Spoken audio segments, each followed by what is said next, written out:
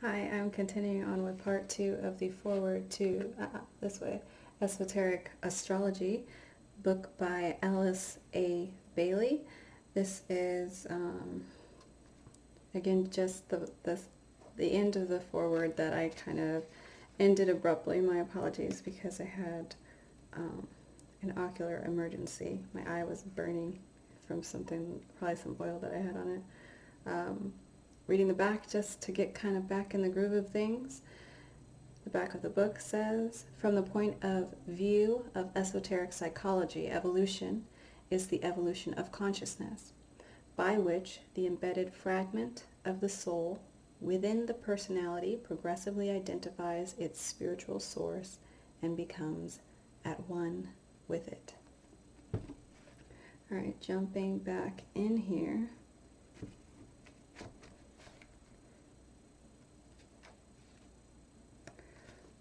Here we go.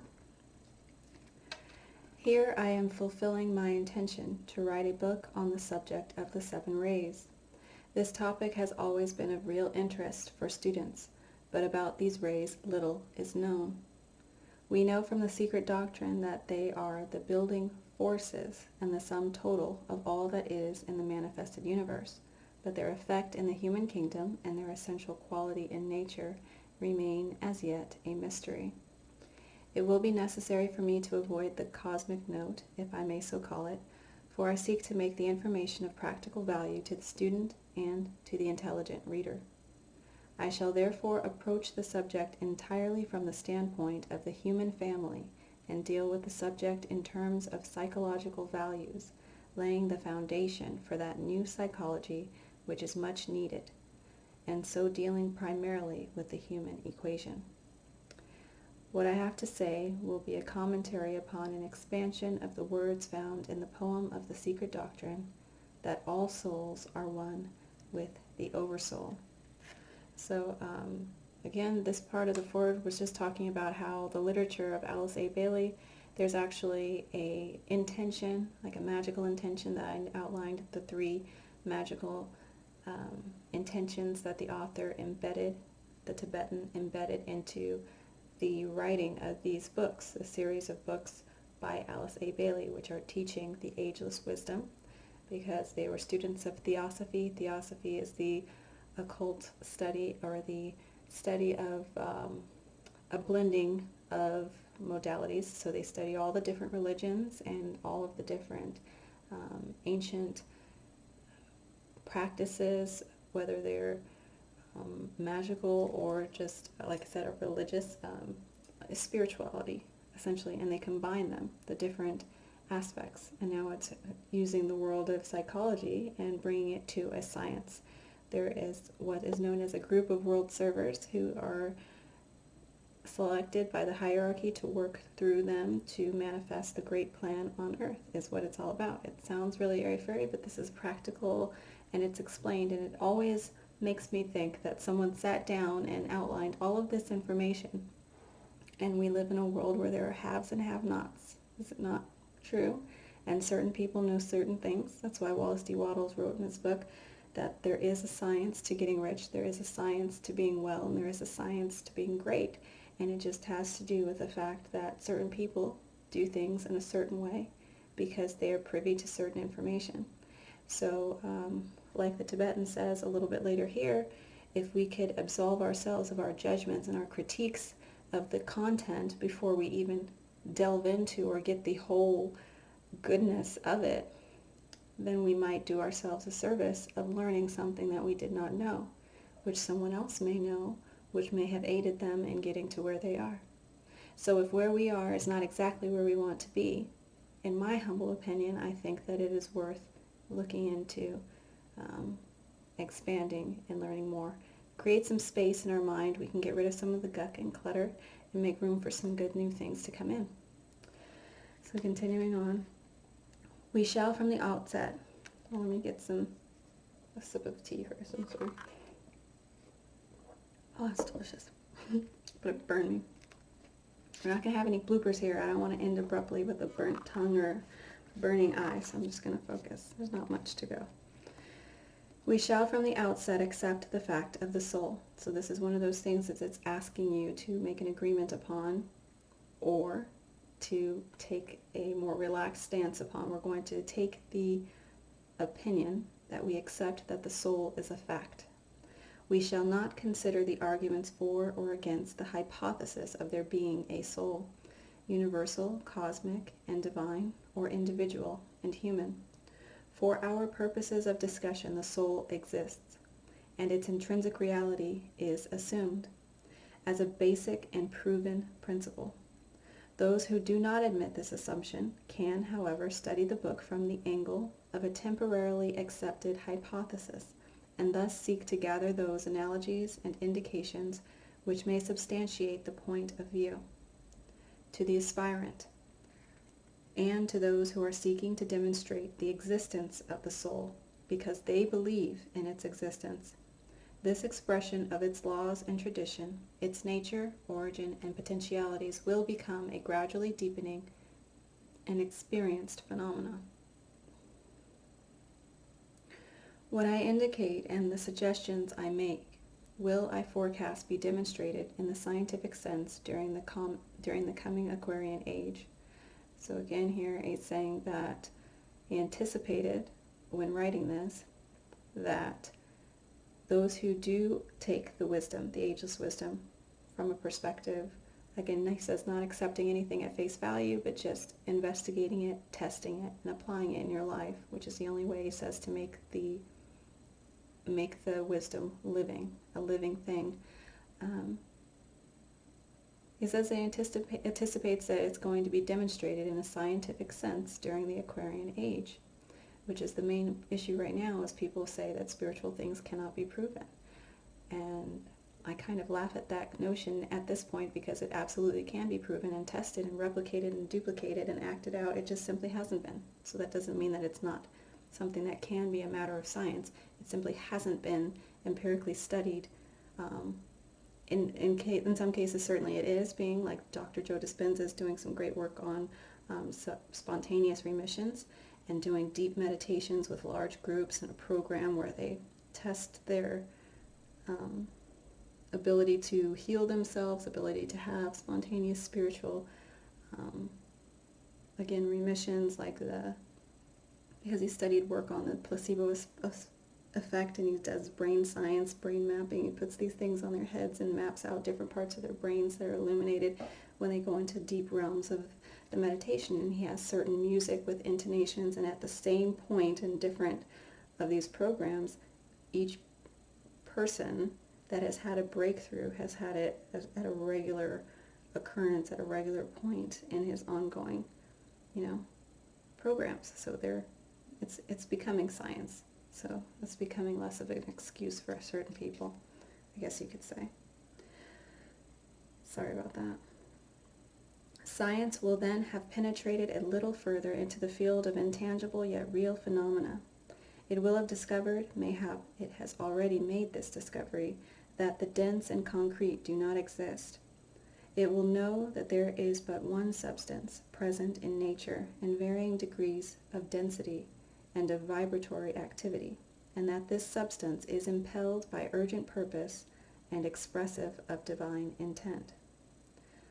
So again, nature has different degrees of vibratory activity, and it's impelled by urgent purpose and expressive of divine intent. There's a divine intention that is expressed all throughout nature. Like I said, you see the grass growing and things moving and responding to the sun, brightness, the light. In the same way, the soul, as above, so below, a common occult phrase for the Hermetic science is as above, so below, as within, so without. So if we see in nature that things respond to the sun, the brightness, the light, in the same way the occult says that the soul responds to the good, the bright, and the light. Certainly the same is true for the dark, but the bill comes due at some point. So there is, do what you want. That dark group actually has that phrase by Aleister Crowley, do as thou wilt.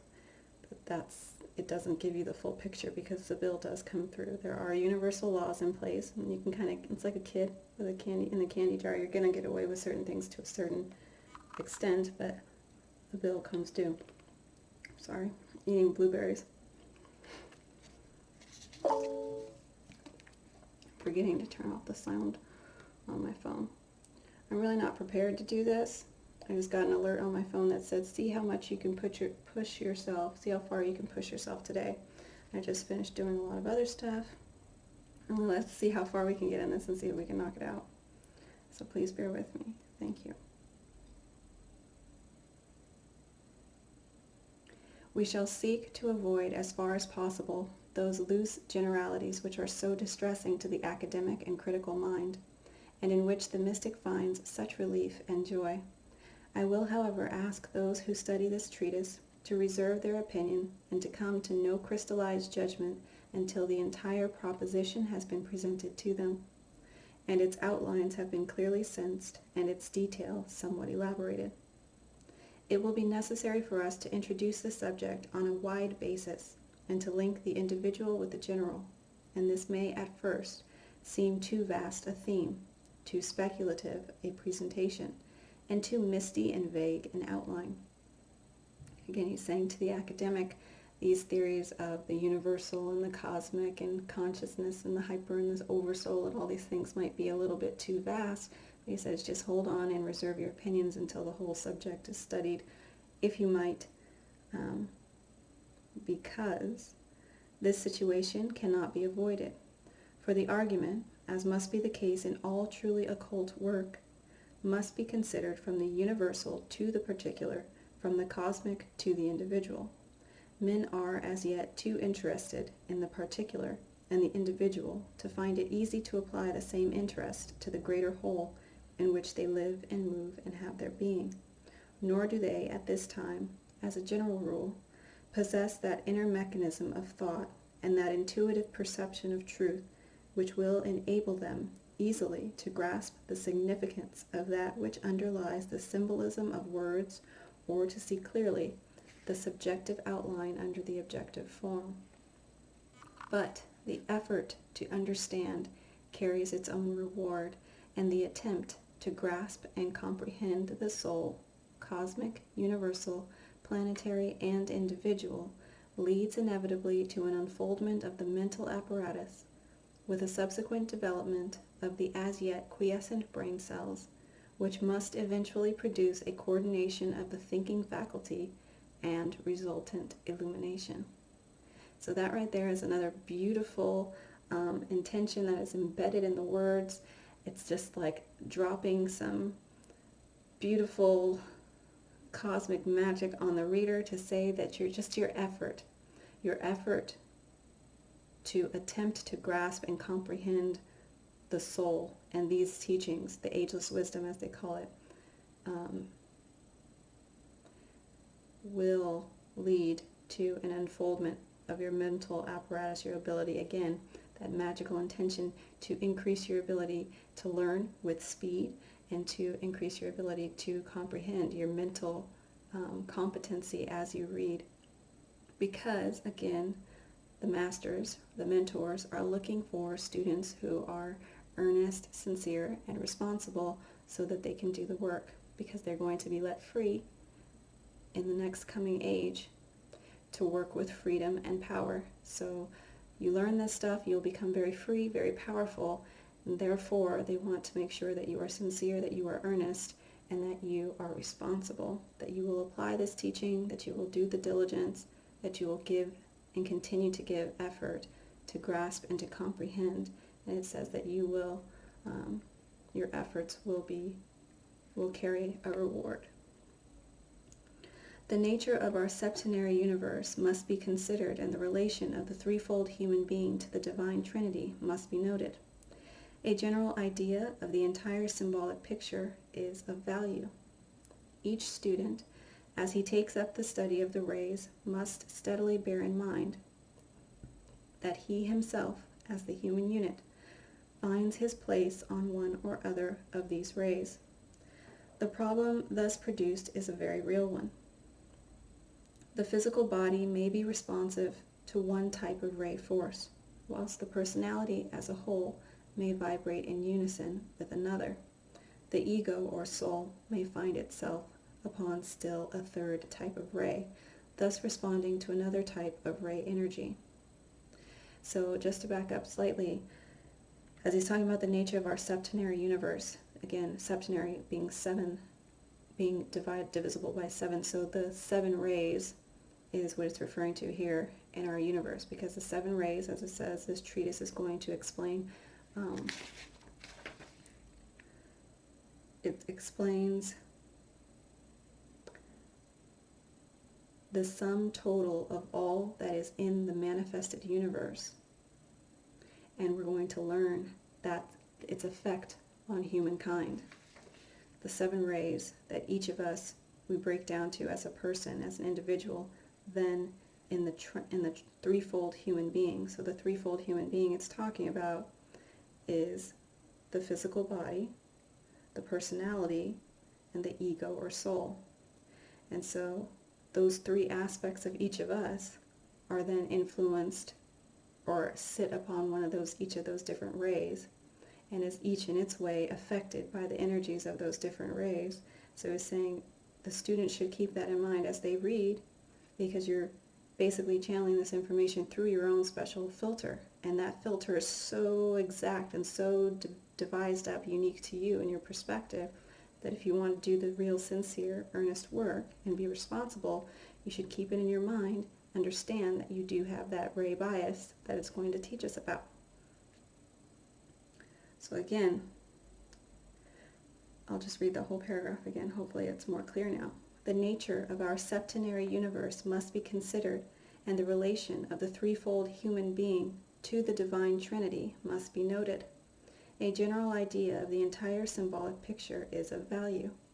Each student, as he takes up the study of the rays, must steadily bear in mind that he himself, as a human unit, finds his place on one or other of these rays. The problem thus produced is a very real one. The physical body may be responsive to one type of ray force, while the personality as a whole may vibrate in unison with another. The ego or soul may find itself upon still a third type of ray, thus responding to another type of ray energy. The question of the monadic ray brings in still another factor in many cases, but this can only be implied and not really elucidated. As I have oft told you, it is only the initiate of the third initiation who can come in touch with his monadic ray, or his highest life aspect, and the humble aspirant cannot as yet ascertain whether he is a monad of power, of love, or of intelligent activity. In concluding, I ask for your sincere cooperation in the work which we are undertaking. It may be of more general and public value than any other of my writings. These writings on the 7 rays, it says, may be of more general and public value than any of the other writings. I shall seek, the reason why is because I shall seek to make this treatise upon the soul relatively brief. I shall seek to express these abstract truths in such a way that the general public, with its profound interest in the soul, may be intrigued and won to a deeper consideration of what is as yet a veiled surmise. He's saying, I'm going to try and break down these big, huge concepts which have been hidden, occult, and reserved for exclusive beings, common knowledge. I want to make it a public thing that everyone can understand. It is the intention, the magical intentions, again, that are laced into these words. These magical spells, as I like to say, spelling, writing, cursive, handwriting. These are casting a magical intention. There's a vibration to the words. There's a magic to them. We're going to try and diffuse all of the mysticism around certain concepts and break them down and make them simple. So he's going to take these large concepts so that you can manifest and create and decide which part of the world you're going to break off to in this Aquarian age, which he said in part 1. There's a whole group of the people of the world, right?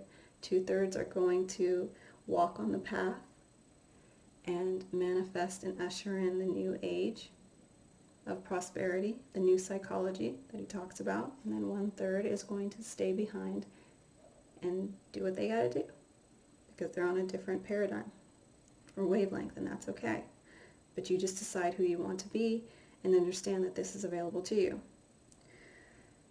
So he's asking for our sincere cooperation in the work in which we are undertaking. The Aquarian age will see the fact of the soul demonstrated. That's a very simple and clear statement. This age, the age of Aquarius that we are entering, it will see the fact of the soul demonstrated. Where people say that, oh, I'm an atheist because I don't believe in God, because I haven't seen evidence, or it can't be proven to me.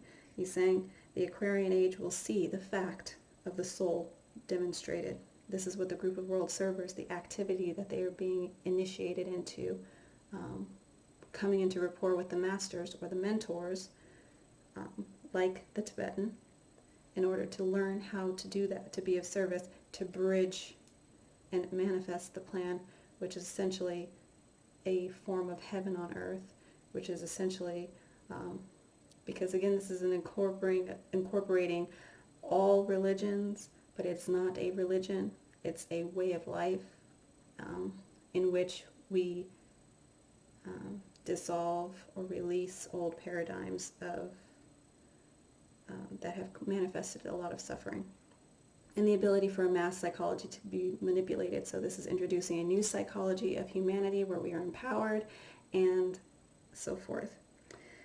This is an attempt carried forward in the difficulties of a transition period which lacks even the needed terminology to aid that demonstration. So this attempt is carried forward in the difficulties of a transition period which lacks the terminology to aid that demonstration. So that's where we are now. We're in the in-between. Let me also add that your attitude to the imparted instruction should be that of the student who is seeking truth that can be verified and information that can be applied to the daily life and tested in the crucible of life experience. If, for instance, there are indeed 7 rays embodying 7 types of divine energy, then a man should be able to recognize these types and energies in the particular field of phenomena in which he plays his little part. If the truth given is veiled in symbolism and offered as a hypothesis, it should at the same time be unveiled sufficiently so as to be recognizable, and should have in it sufficient intelligent appeal to warrant its investigation. So this is just basically saying, go ahead and test this out. Don't take my word for it. I don't really care if you're skeptical. If you are here and you're here for it and you want to try this out, we're going to take the attitude that you should be testing it out, that you should apply it, that you should verify it in your own right. Don't just go and regurgitate this to someone else and say, oh, guess what I learned? There's 7 rays and blah, blah, blah, blah. Be a person that does basically what we learned at school is to test and regurgitate information. This is going to be to receive it, to allow it to pass through the filter and to unlock something within you so that you can apply it and test it and see if it works in your life. This is the only way that we can manifest the plan. This is the only way that we can be of service, is by actually doing the work. So this is the last part here. The words, all souls are one with the oversoul, may and do, I believe, embody a basic and essential piece of information, but unless there is evidence in the world that there is appearing a living relation between all sentient beings, then the statement is meaningless. But the fact is that universal sentiency and a general awareness are recognized everywhere as existing and as developing. The world is full of knowledge, which is in the I'm getting tongue-tied.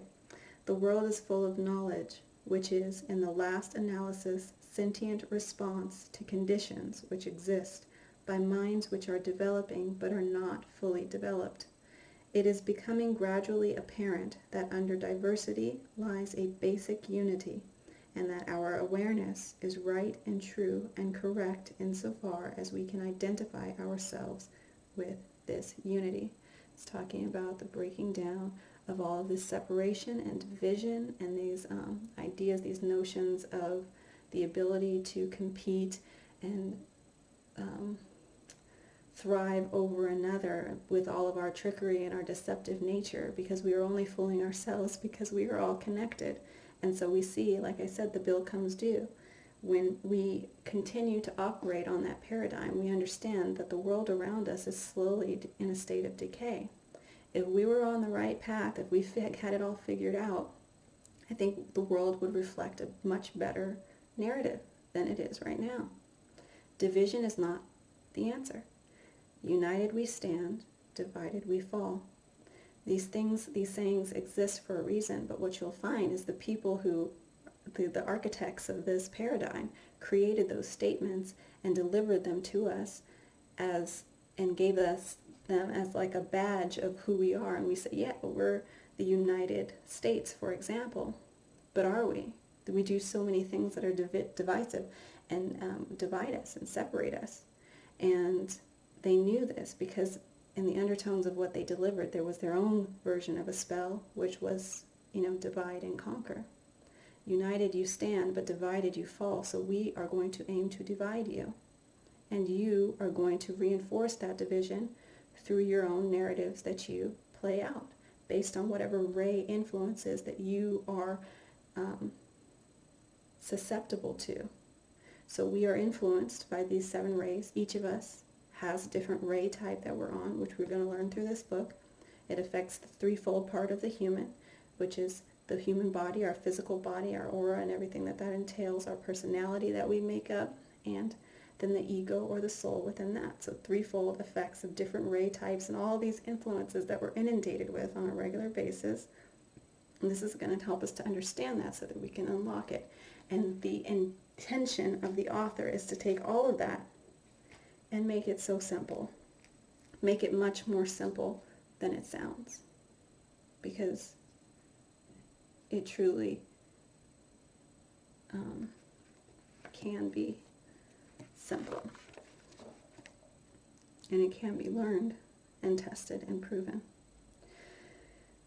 But again, he's saying the world is full of knowledge, but we couldn't have applied it if we didn't have that first understanding. So this first gives you all the tools to give you the understanding to know what we did not once know, so that we can then do what we could not once do.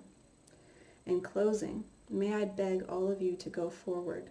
Let nothing in the past, physical inertia, mental depression, lack of emotional control, let nothing in the past keep you from taking fresh hold and with joy and interest making that needed progress which will fit you for more active and useful service.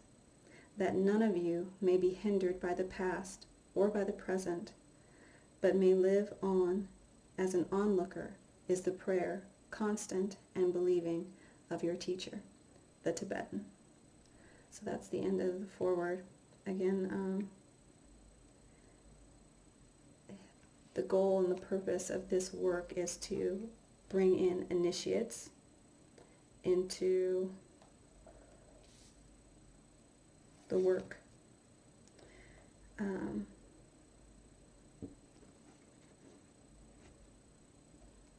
So that we can be of service. And so we can be a part of that 2/3 of humanity that helps usher in all that good stuff. So I will read this great invocation that I mentioned in the last video. Since 1945, the Great Invocation has been used by millions and is now translated into more than 70 languages. It has been suggested that daily use of this world prayer is one of the most potent means by which humanity can help prepare the way for the coming world teacher.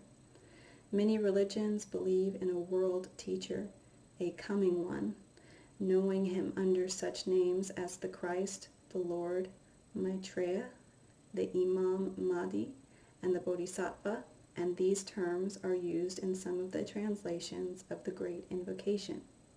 More information on the Great Invocation is given in the books of Alice A. Bailey and on the website www.luciustrust.org/Great Invocation. And Lucis Trust is the publisher of all the Alice A. Bailey's books, and they're free and available online, which is a beautiful thing. So the Great Invocation is usually repeated 3 times. From the point of light within the mind of God, let light stream forth into the minds of men. Let light descend on earth. From the point of love within the heart of God, let love stream forth into the hearts of men. May Christ return to earth. From the center where the will of God is known, let purpose guide the little wills of men, the purpose which the masters know and serve. From the center which we call the race of men, let the plan of love and light work out, and may it seal the door where evil dwells. Let light and love and power restore the plan on earth. And for all I know, this could even be something with doublespeak that serves some demonic force. But I rebuke any kind of horrible intention that could be laced in anything, and let my words speak only to the good, and that is my intention. So as I read and I study and I'm a student of these things, I only continue with what resonates for me. So I hope that in this something has resonated for you, and that you use your discernment as well in equal magnitude and force, because you are powerful, and you should discern what you see fit. But if you're interested in reading more of this book, I'm going to continue reading it. I don't know if I'm going to do it on here with public videos. I have a philosophical book club that I do readings with, and sometimes I make those videos unlisted or private. I had stopped doing that for a while, but I think I'm going to pick it back up. Depending on the following or the interest, I may make them public, or you can reach out and read it together with me in that way with the book club. All right, that's it. I did it, and I hope that it wasn't too distracting.